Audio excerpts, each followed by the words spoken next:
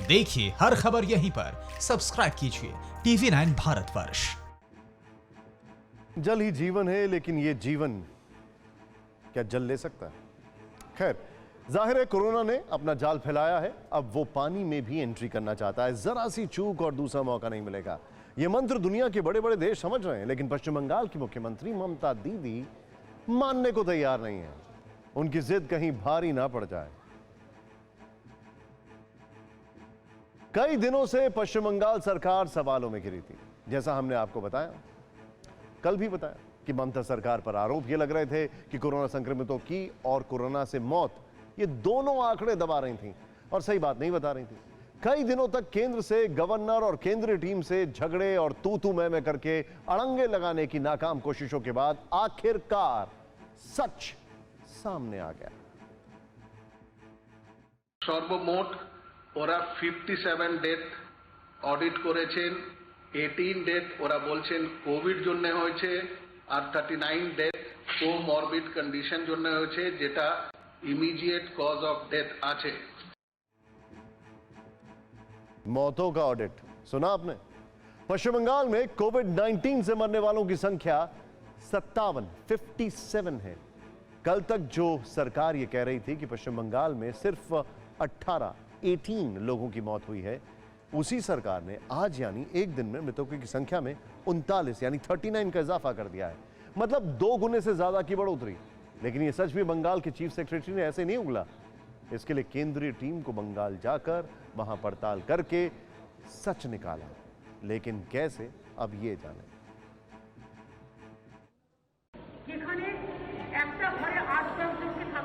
आज ममता सरकार के डेथ ऑडिट कमेटी के अध्यक्ष डॉक्टर BR सतपथी ने एक प्रेस रिलीज जारी की।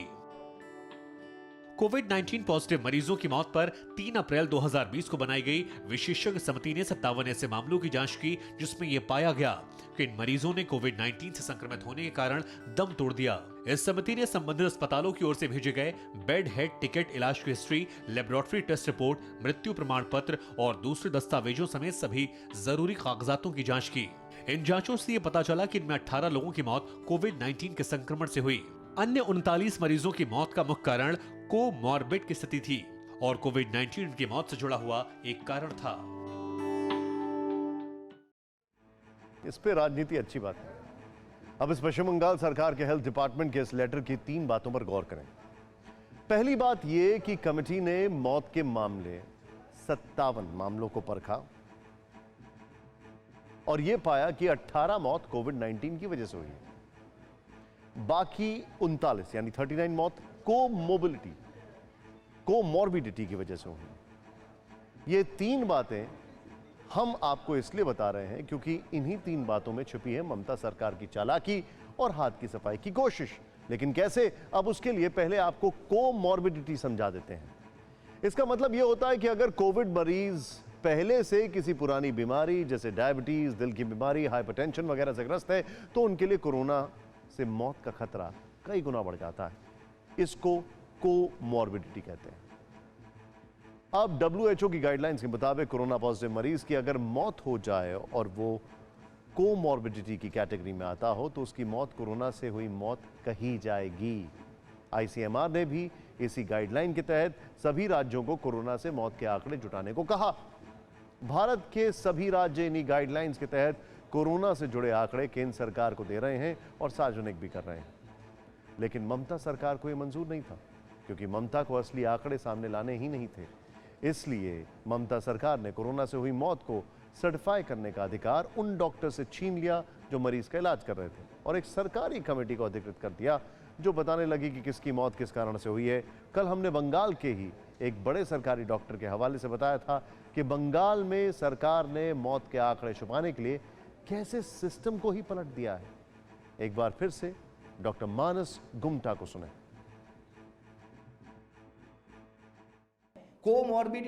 कोमॉर्बिडिटी कॉमन प्रॉब्लम है। बुजुर्ग लोग सबसे ज्यादा प्रभावित हैं।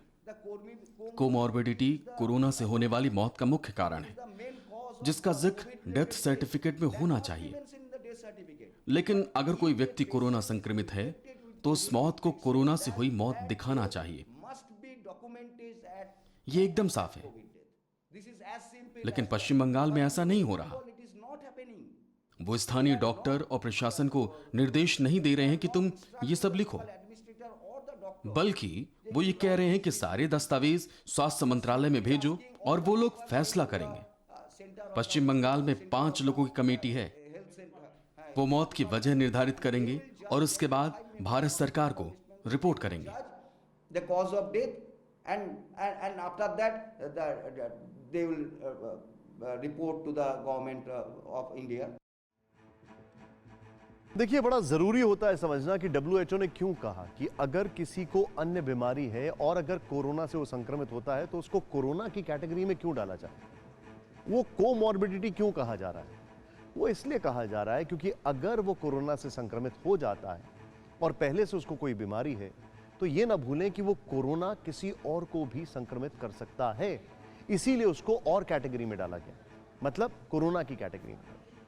खैर, अभी तक आपने देखा कैसे आंकड़े छिपाने के लिए ममता सरकार ने अपने ही डॉक्टर्स को लाचार करके अपना अलग सिस्टम तैयार किया। यही सिस्टम चलता है और हमें सच नहीं पता चलता अगर केंद्र सरकार ने केंद्रीय टीमों को बंगाल में नहीं भेजा होता। ये क्यों कह रहे हैं, आइए आपको बताते हैं। ध्यान से देखें। 4 दिन तक बंगाल सरकार के साथ जूझने के बाद, तमाम अड़ंगे झेलने के बाद केंद्रीय टीम ने पश्चिम बंगाल के चीफ सेक्रेटरी को यह चिट्ठी भेजी जिसमें एक नहीं 5 सवाल ताके गए। पहला तो वो ऑर्डर मांगा जिसके जरिए डेथ ऑडिट कमेटी का गठन कोरोना पेशेंट की मौत की वजह के निर्धारण के लिए किया गया। दूसरा, कोविड पेशेंट के उन सभी केस रिकॉर्ड को मांगा गया जिसमें कोरोना के बजाय किसी और बीमारी से मौत दिखाई गई है। तीसरा, मौत के कारण का निर्धारण करने में कमेटी को कितना समय लगा है इसकी डिटेल दें। क्या बंगाल में किसी और बीमारी के लिए भी मौत की वजह निर्धारित करने के लिए ऐसी कमेटी बनाई गई है? अगर है तो उसका रिकॉर्ड दें। 5वां सवाल, मौत की वजह निर्धारित करने वाली कमेटी ने क्या ICMR के गाइडलाइंस को फॉलो किया?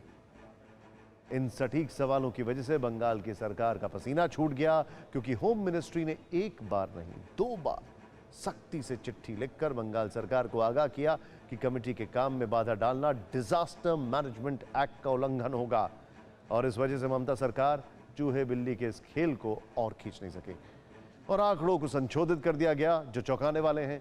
चौंकाने वाले क्यों, इसके लिए छोटा सा एक उदाहरण देता हूं। दिल्ली में अभी तक 50 मौतें हुई लेकिन संक्रमण का आंकड़ा 2376 है। अब ममता सरकार के नए आंकड़ों के मुताबिक बंगाल में 57 लोगों की मौत हुई है लेकिन वहां संक्रमण के आंकड़े अभी 514 ही हैं जो फिलहाल गले से नहीं उतरते। पश्चिम बंगाल की सरकार से सच उगलवाना इतना आसान नहीं था। इसके लिए केंद्रीय टीम ने राज्य के चीफ सेक्रेटरी को एक और चिट्ठी भी लिखी, कई सवाल उठाए जिससे वो सारी चीजें साफ हो गईं जिन पर अब तक पर्दा डाला जा रहा था। चाहे वो वेंटिलेटर्स की उपलब्धता की बात हो या कोरोना टेस्टिंग की हो या फिर शवों को अस्पताल के वार्ड में बाकी मरीजों के बीच छोड़ देने का आरोप हो, हर चीज पर केंद्रीय कमेटी ने सफाई मांगी और सरकारी दस्तावेज तलब किए।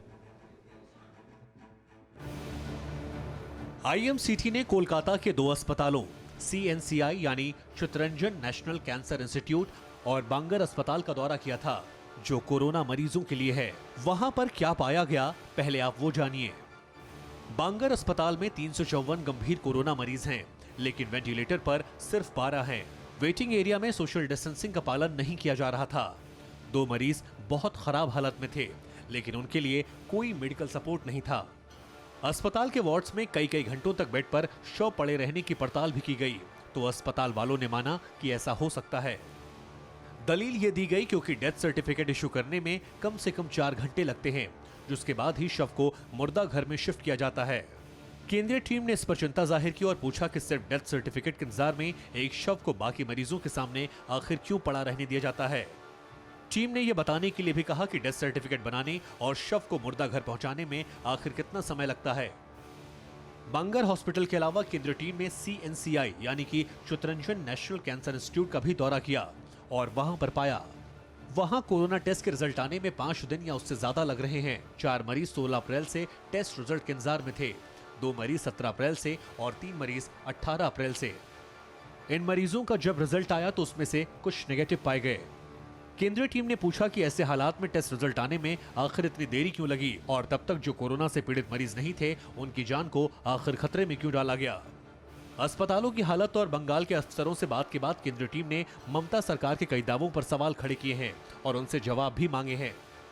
जैसा कि बताया गया है कि 400 टेस्ट प्रतिदिन से बढ़कर 900 टेस्ट प्रतिदिन हो गए हैं, तो इनमें कितने रिपीट टेस्ट हैं और कितने पहली बार हो रहे हैं। सरकार की ओर से यह भी बताया गया कि हर जिले में रोज 1.25 से लेकर 2 लाख लोगों की स्क्रीनिंग हो रही है। IMCT ने पूछा कि इनमें से कितने लोगों का कोरोना टेस्ट हुआ और उनमें कितने पॉजिटिव पाए गए।